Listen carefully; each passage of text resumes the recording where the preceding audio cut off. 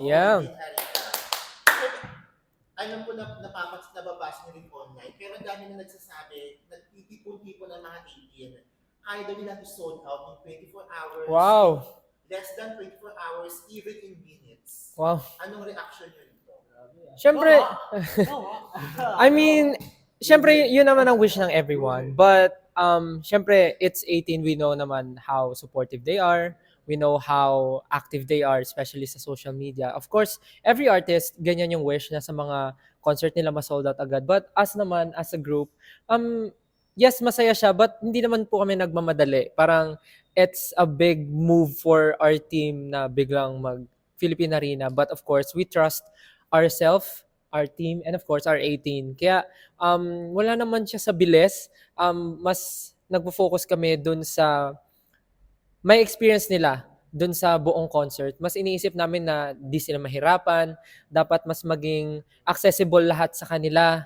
Kaya natutuwa kami na yung mga groups, mga head is they are organizing mga bus projects. So we are very happy na naiisip nila yon kasi malaking tulong yun sa mga student na 18. Kaya naman as you can see din sa prices namin, parang student friendly din siya kasi gusto talaga namin na maging accessible sa lahat yung concert namin, even family, the whole family can watch, yung buong magbabarkada makanood kasi we want them to experience the whole damn world. So parang yun yung gusto namin talagang gawin kaya we are very happy sa ginagawa ng 18 and sana na-appreciate nila yung ginagawa namin kasi ngayon pa lang na-appreciate na namin yung ginagawa nila, hindi lang para sa amin pati sa mga kapwa nila 18, mga caps nila.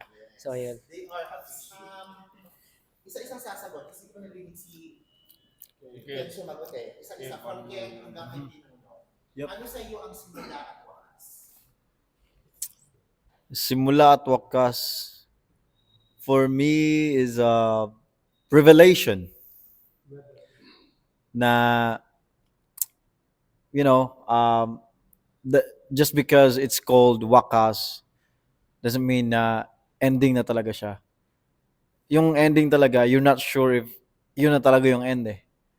Meron pa talagang mangyayari doon. So I believe na there is really no end. Meron pang kasunod sa lahat ng ending. Yun. Ano sa iyo ang simula at wakas? Siguro sa akin po, simula at wakas is a new challenge po. So, kumbaga, every time we do something new, it's a new challenge. So, just like ngayon, simula at wakas, ganun din po. Kumbaga, every time, kailangan hinahanap namin yung challenge. Kasi pag wala yon, baka nasa maling path kami.